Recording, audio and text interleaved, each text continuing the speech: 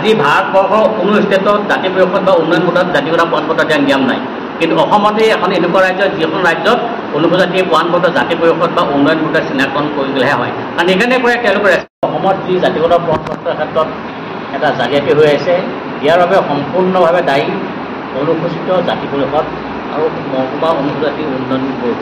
কাৰণ এইকাৰণে কৈছোঁ, অনুপজাতি জাতিগত প্ৰমাণপত্ৰ এখন ল'বলৈ যাওঁতে প্ৰথমতে জাতি পৰিষদে বা উন্নয়ন বোৰ্ডে তেওঁলোকক চিনাক্তন কৰিব লাগিব। আজি অসমত ৫৫খন তেওঁলোকৰ কমিটি আছে। এই ৫৫খন কমিটিয়ে কোনোবা এজন মানুহে যদি জাতিগত প্ৰমাণপত্ৰ ল'বলৈ যায়, তেওঁৰ পৰা ৭০০ টকা হ'লেহে তেওঁলোকে চহী কৰে। তাৰমানে এদিনত ৫৫খন কমিটিয়ে এজন মানুহৰ পৰা ৭০০কৈ লওঁতে তেওঁলোকে যিমানখন দিছে কিমান লাখ লাখ টকা এটা চিণ্ডিকেট চলাই আছে। গতিকে এনেকৈ ধৰণে আমাৰ মানুহক তেওঁলোকে ঠগি আছে। ইয়াৰ লগে লগে 1994 যিটো মাননীয় উচ্চতম ন্যায়ালয়ৰ নিৰ্দেশ আছে, যদি কোনোবা মানুহে লুকাছ কৰিব বিচাৰে, স্কুল টাইপ হ'ব পাৰে, OBC বা MOBC হ'ব পাৰে, তেওঁলোকৰ স্কুল কলেজ ৰেজিষ্টাৰ তেওঁলোকৰ থাকিবলৈ পঞ্জীয়ন থাকিব লাগিব। কাৰণ আমি যেতিয়া স্কুল কলেজত পঢ়োঁ তেতিয়া আমাৰ ৰেজিষ্টাৰ লিখা থাকে, আপোনালোকৰো আছে। আজি যদি এজন ল'ৰাই মেট্ৰিক দিছে বা হায়াৰ ছেকেণ্ডেৰী পঢ়ে, তেওঁলোকৰ ফৰ্মখন লিখা থাকে যে মই কোন কাষ্টৰ মানুহ, হয়নে কওক? গতিকে সেইটো থকা স্বত্বেও কিন্তু তেওঁলোকে যেতিয়া আমি তেওঁলোকৰ অভিযোগ আনোঁ, তেওঁলোকে তেতিয়া কোনো ধৰণৰ তেওঁলোকৰ স্কুল কলেজৰ ৰেকৰ্ড দিব নোৱাৰে। তেওঁলোকে যেতিয়া মাষ্টাৰ ডিগ্ৰী কৰিবলৈ যায়, PhD কৰিবলৈ যায়, তেওঁলোকে জাতিগত প্ৰমাণপত্ৰখন লৈ তেওঁলোকে চৰকাৰৰ পৰা সুবিধা লৈ আৰু তেওঁলোকে কলেজতেই হওক বা ডক্টৰে হওক, তেওঁলোকে আজি অসমত মই নিজেই যি তথ্য পাইছোঁ, প্ৰায় ৩০০তকৈ অধিক কলেজ শিক্ষক আছে যিয়ে অনুপজাতি প্ৰমাণপত্ৰ লৈ চাকৰি কৰি আছে। ইয়াৰ উপৰি যি আমাৰ বৰ্তমানলৈকে আছে ৩০০তকৈ অধিক কলেজত চাকৰি কৰি আছে যিয়ে তেওঁলোকৰ অনুপজাতি লোক নহয়। কাৰণ এইকাৰণে মই ক'বলৈ বাধ্য হৈছোঁ, আজি যদি সেই পষ্টটো আমাৰ অনুপজাতি মানুহে নেপালে হয়, তাৰ পৰিৱৰ্তে কিন্তু এটা জেনেৰেল ল'ৰাই পালে হয়, তেওঁলোকে দুজন মানুহক দি পাই কৰিছে। যদি জেনেৰেল মানুহ ল'ৰাতে সেই বস্তু নোপোৱা হৈ গ'ল, নোপোৱাৰ কাৰণে এজন মাজতে থাৰ্ড পাৰ্টি তেওঁ আহি চাৰ্টিফিকেটখন কাৰোবাৰ টকা কেইটামান দিলে, জাতি পৰিষদ বা উন্নয়নৰ পৰা লৈ তেওঁলোকে সেইখন প্ৰডিউচ কৰিলে, প্ৰডিউচ কৰি চাকৰি তেওঁলোকে লৈ গ'লে। এনেকৈ ধৰণে আমাৰ এই ডক্টৰে হওক, ইঞ্জিনিয়াৰে হওক, আমাৰ প্ৰফেচৰ হওক, তেওঁলোকে আমাৰ দুজন মানুহক ডিপ্ৰাইভ কৰি আছে। ইমান এটা ডাঙৰ ডিপ্ৰাইভ কৰাৰ পিছতো অসম চৰকাৰে কোনো ধৰণৰ ব্যৱস্থা গ্ৰহণ কৰা নাই। আজি প্ৰতিমুহূৰ্তে আমি অভিযোগ বিভিন্ন ধৰণৰ মিডিয়াত ওলাই আছে। ইয়াৰ উপৰি বৰ্তমান যি আমাৰ বিজেপি অনুপজাতি মৰ্চাৰ সভাপতি মুন স্বৰ্ণকাৰ, তেওঁৰ বিদ্যানগৰত ঘৰ, তেওঁ কৰিমগঞ্জ, মই নিজেই চৰজমিন তদন্ত কৰিছোঁ, তেওঁৰ ভনীয়েকৰ চাৰ্টিফিকেট আছে MOBC বুলি, আৰু তেওঁ মানে চাহ জনজাতি এতিয়া এটা সংগঠন আছে, তাত তেওঁ উপসভাপতি ভাইচ উপসভাপতি পদতো আছিল। থকা স্বত্বেও তেওঁক অনুপজাতি আজি অসমৰ অনুপজাতি ৰাজ্যিক সভাপতি পাতি থৈছে। আমি অভিযোগ দিছোঁ মাননীয় মুখ্যমন্ত্ৰীক, আমি অভিযোগ দিছিলোঁ সেইসময়ত ভৱেশ কলিতা ডাঙৰীয়াক, আমি অভিযোগ দিছোঁ ফণীন্দ্ৰ শৰ্মা ডাঙৰীয়াক, তেওঁলোকে আজিলৈকে কোনো ধৰণৰ ব্যৱস্থা গ্ৰহণ নকৰে। ইমান দিনৰ পৰা কেনেকৈ ঘটি আছে আপোনালোকে কি ইয়াত ঘটি থকা মূল কাৰণ হৈছে বিচাৰ কৰা নাই। এইটো হৈছে আমাৰ এচাম মানুহে এইটোলৈ এটা ব্যৱসায় চলাই আছে।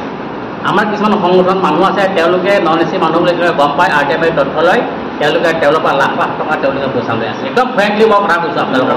আৰু যদি আমাৰ উজান বজাৰ অফিচলৈ আহে আম্বেদকাৰ ভৱনত, তেওঁলোকক বন্দী কৰি কোনোবা ইঞ্জিনিয়াৰে হওক, ডক্টৰে হওক, অভিজিতে হওক, তেওঁলোকৰ লাখ লাখ টকা তেওঁলোকে লৈ আছে, লৈ তেওঁলোকে চলি আছে।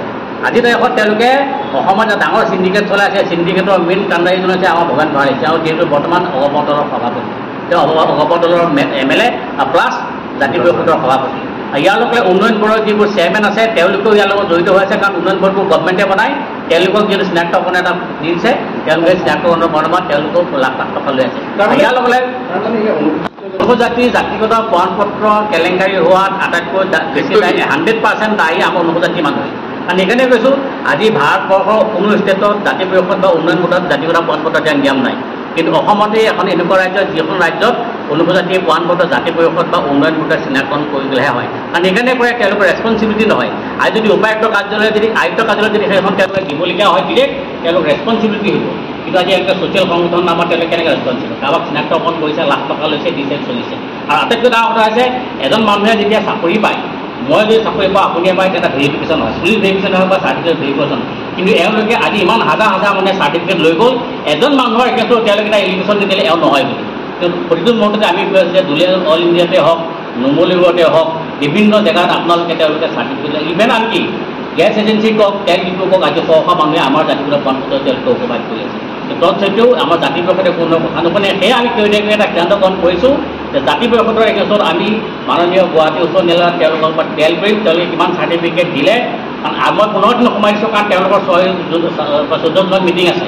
মই যদি তেওঁলোকে সিদ্ধান্ত গ্ৰহণ নকৰে, আৰু নিয়ম আছে, আপোনাৰ চৰকাৰে নিয়ম কৰিছে এমাহত কিমান চাৰ্টিফিকেট ওলাই গ'ল। আজিকালি পদ্ধতি সেই চাৰ্টিফিকেটখন তেওঁলোকে তাক দিলে তেওঁলোকে দি দিব লাগে।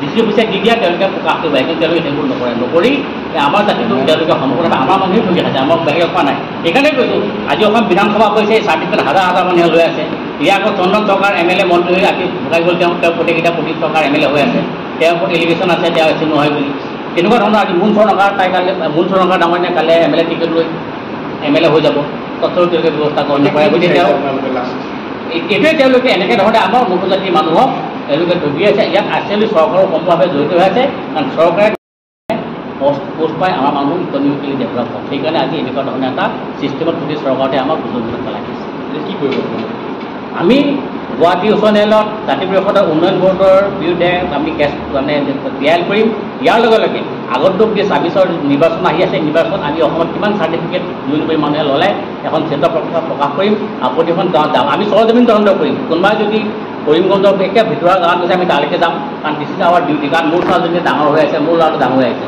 কাইলৈ মোৰ ছোৱালীজনী তেতিয়া মোক ক'ব তুমি পাপা দেউতা কি কৰিলা তুমি মোৰ দেখোন মই এডমিশ্যন নাপালোঁ মোৰ সন্মুখত বেলেগ মানুহে চাৰ্টিফিকেট নোপোৱা এডমিশ্যন পাইছে ইঞ্জিনিয়াৰ হৈছে ডক্টৰ হৈছে সেইটোৱে আমাৰ ডাঙৰ প্ৰব্লেম হৈ আছে কাৰণ এই কথাখিনি মই গতিকে বুজি পাইছোঁ কিন্তু মোৰ গাঁৱৰ তেজপুৰত থকা একেবাৰে ভিতৰৰ গাঁৱৰ ল'ৰা ছোৱালীয়ে বুজি পোৱা নাই তেওঁলোকে যিমানেই পঢ়িছে পঢ়িলে কি হ'ব তেওঁলোক বিকাৰ হৈছে ইয়াৰ পৰিৱৰ্তে এটা মানুহে চাৰ্টিফিকেট লৈ আমাৰ সাংবিধানিক অধিকাৰৰ পৰা তেওঁলোকে বঞ্চিত কৰি আহিছে ঠিক আছে